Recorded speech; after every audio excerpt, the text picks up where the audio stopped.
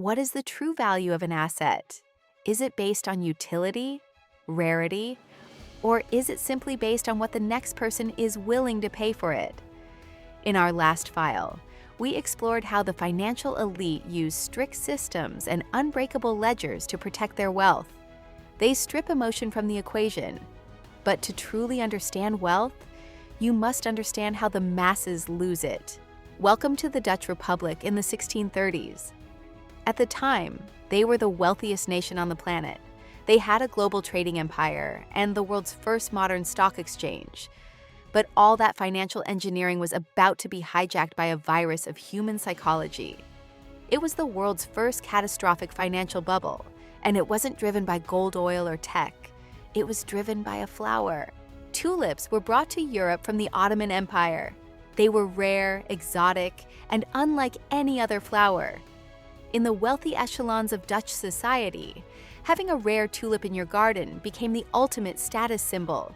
It was the 17th century equivalent of driving a hypercar or owning a rare piece of art. But then, the financial engineers got involved. Instead of just buying the physical flowers, merchants began trading the bulbs while they were still in the ground. They created the first futures market. You could buy a contract for a tulip bulb in the winter, hoping to sell it for a profit in the spring. Suddenly, you didn't need to be an aristocrat to get rich.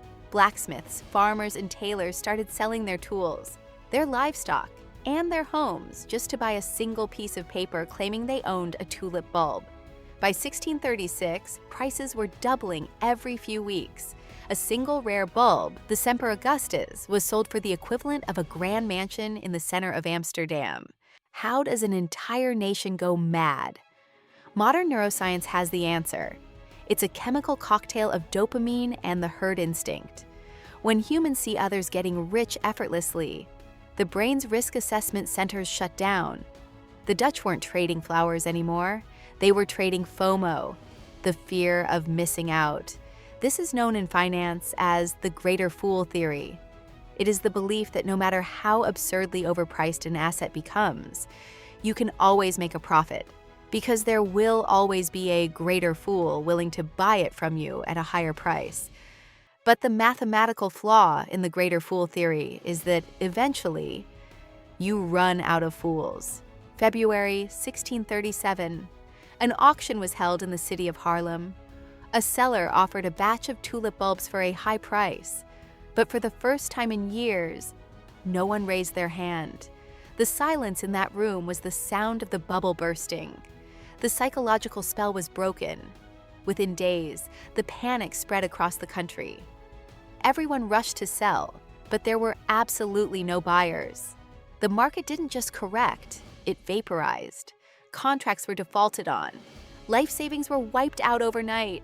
Those who had sold their estates were left with nothing but a rotting onion in the dirt.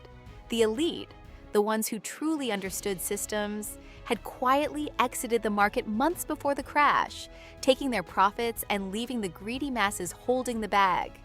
400 years later, the technology has changed, but human biology hasn't. Whether it is dot-com stocks, housing markets, or digital coins, the cycle of hype and crash is inevitable. The lesson from the Dutch is clear. Those who build systems control the world. Those who chase the hype get crushed by it. Build your ledger, master your psychology, and subscribe to join the archive.